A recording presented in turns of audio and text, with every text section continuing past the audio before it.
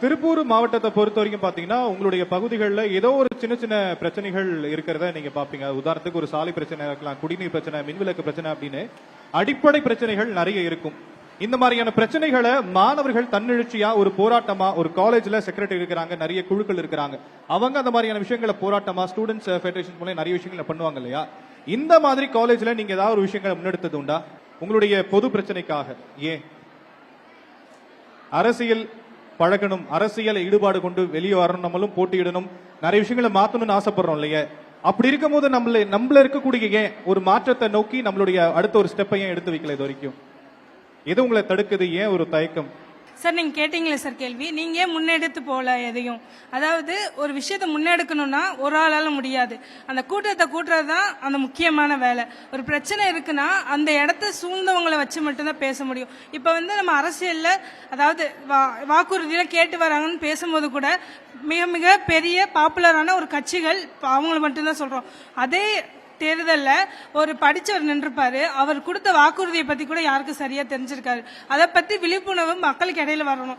ஒரு காலேஜ் ஸ்டூடெண்டோ இல்ல காலேஜ் முடிச்சவங்களோ நிக்கிறாங்கன்னா அவங்க சொல்றது அவங்க ஸ்ட்ராங்கா இருக்காங்களா நமக்கு தெரியணும். இப்ப லீடர்ஷிப்புக்குன்னு ஒரு கேப்பபிலிட்டி இருக்கு. அந்த கேப்பபிலிட்டி அவங்ககிட்ட இருக்கான்னு மட்டும் நமக்கு தெரிஞ்சிச்சுன்னா அவங்களுக்கு ஓட் போட்டு பண்ணலாம். ஆனா அதுக்கப்புறமும் அவங்க அந்த லீடர்ஷிப்பை வச்சு என்ன மாற்றத்தை அந்த ஏரியாவில் கொண்டு வந்திருக்காங்கன்னு பார்த்துட்டு அடுத்த எலெக்ஷன்ல நம்ம டிசைட் பண்ணணும். ஆனா நம்ம என்ன பண்றோம்னா ஃபாலோ த ரூல்ஸ் அப்படின்ற மாதிரி ஒரே விஷயத்த திரும்பி திரும்பி பண்றோம். மாற்றத்தை ஏற்படுத்தணும்னா ஸ்டூடெண்ட்ஸ் தான் பண்ண முடியும். அவங்க சூஸ் பண்றது பிடிச்ச பர்சனோ இல்ல பிடிச்ச பார்ட்டி, இவங்க இது கொடுத்தாங்க நான் இது போடுறேன். இது ஓட் நாட் த பார்கிங்ஷிப், ஒரு பொருள் இல்லை. That's the rights and responsibility. அப்ப நம்ம அதை எப்படி யூஸ் பண்ணணும் இருக்கு. இப்ப இந்த ஓட்டிங் அவேர்னஸ் வந்தாலே போதும், எல்லாமே மாறியும் நான் நினைக்கிறேன். யங்ஸ்டர்ஸ் நிறைய பேர் வெயிட் பண்றப்ப யங்ஸ்டர்ஸ் பார்க்கணும், அதுக்கப்புறம் அரசியல் பார்ட்டிஸ் பார்த்து பார்க்கணும். Thank you sir.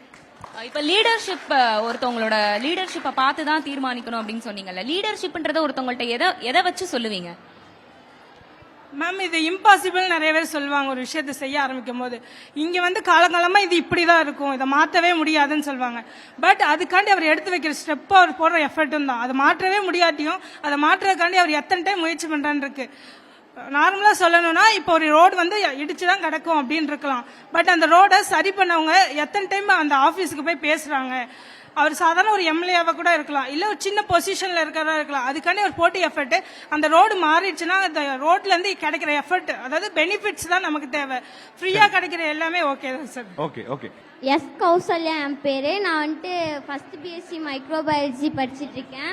எனக்கு ஒரே ஒரு ரெக்வெஸ்ட் தான். இப்போ என்ன ஸ்கீமா கவர்மெண்ட் என்ன ஸ்கீம் கொண்டு வந்தாலும் அதுக்கு எலிஜிபிளா இருக்க எல்லாத்துக்குமே போய் சேரணும் அப்படிங்கறதான் என்னோட ஒரே ஒரு ரெக்வெஸ்ட்.